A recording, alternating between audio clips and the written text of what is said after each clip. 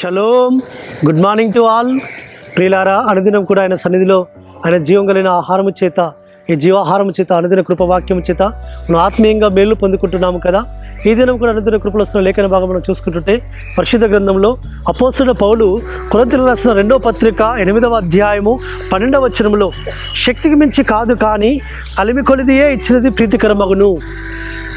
అవును ప్రియులారా, మనము మన సహోదరులకు సహాయం చేస్తూ వస్తుంటున్నప్పుడు, వారికి ఏదైనా మనం మేలు చేయదలిచినప్పుడు, వారికి మనము ఆయన యొక్క ప్రేమను బట్టి మనం ప్రేమను కార్యసిద్ధంగా క్రియారూపంగా చూపించడానికి కొరకు మనకున్న కలిమిలో నుంచి, మనకున్న సమృద్ధిలో నుంచి మనం సహాయం చేయాలి.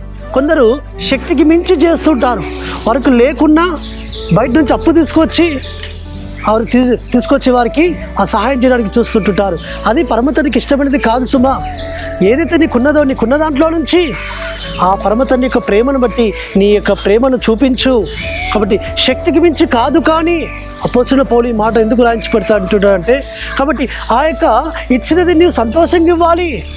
నీ ఉదయంలో నుంచి సంతోషంగా నీవు ఇస్తున్నప్పుడు, ఆనందంగా ఇస్తున్నప్పుడు, అది పరమతండ్రి నీ అర్పణను లక్ష్య పెడతాడు, నీ సహాయాన్ని ఆయన దృష్టిస్తాడు, నీ సత్క్రియని ఆయన లక్ష్యం ఉంచుతాడు సుమా.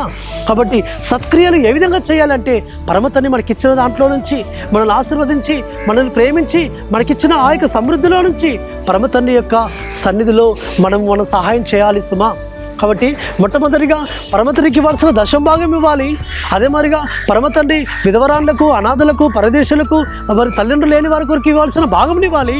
తర్వాత మనకు ఇష్టకరముగా మనం ఎవరినైనా సహాయం చేయాలనుకుంటున్నామో వారికి ఒక భాగమును కూడా మనకున్న దానిలో నుంచి, మనకున్న కలిమిలో నుంచి మనం ఇచ్చి పరమతండ్రిని మనం గణపరిచినట్లయితే, అందుకే పరమతండ్రి వాక్యం సెలవిస్తుంటుంది. కీర్తన 41వ అధ్యాయంలో, బీదలు కటాక్షించువాడు వాడు ధన్యుడు, ఎందుకంటే ఆపత్కాలంలో యెహోవా వాడిని దర్శించును. కాబట్టి బీదలు కప్పించువాడు యెహోవా కప్పించువాడు అని ఉంది. కాబట్టి పరమతండ్రి సన్నిధానంలో బీదలైన వారిని, మన సహోదరులైన ఎవరైనా వారు ఆవిడ యాశ్వామిశ్ర రక్తంతో కడగబడి పరిశుద్ధులైన సహోదరులు ఎవరైనా అవసరతలో ఉన్నారనుకోండి, వారి అవసరతలు మనం తీర్చడానికి కొరకు మనం ఏం చేయాలంటే, మనకున్న కలిమిదిలో నుంచి మనము వారికి ఇవ్వాలి సుమా. కాబట్టి మనకు ఉన్న దాంట్లో నుంచి మనం ఇస్తే సంతోషంగా ఇస్తుంటుంటాం. ఆ సంతోషంగా ఇచ్చిన దాన్ని పరమతండ్రి దీవిస్తాడు, ఆశీర్వదిస్తాడు. కాబట్టి కష్టతరంగా కాకుండా, ఇబ్బందికరంగా కాకుండా, హృదయంలో ఏదో సనుక్కోకుండా, కాబట్టి పరమతండ్రి సంతోషంగా ఇస్తే పరమతండ్రి మనం దీవిస్తాడు. అట్టి విధంగా మనం ఇద్దాము. పరమతండ్రిలో మనము ఆయనకి ఇష్టకరమైన భక్తి కలిగిన జీవితాలు జీవిస్తాం. పరమతండ్రి మాటలు మన వెనుకల్లో దీవించునుగాక. ప్రార్థన చేసుకుందాం. పరలోకంలో మా తండ్రి, సర్వోన్నత జీవాధిపతి యాశ్వమసియా, శక్తికి మించి కాదు కానీ కలిమిలో నుంచి మీరు అయ్యేది తల్లి సహాయం చేయమన్నారు నాయన. కాబట్టి అట్టి విధంగా మేము సహాయం చేసి నీకు ప్రీతికరమైన అర్పణలు అర్పించడానికి సహాయం చేయమని ప్రార్థిస్తూ, మానుషకుడు, విమోచకుడు, నజరేయుడైన యెహోషువ మెస్సియా అతి పరిశుద్ధమైన నామమున స్తుతించి ప్రార్థించి వేడుకుంటున్నాము తండ్రి, ఆమేన్.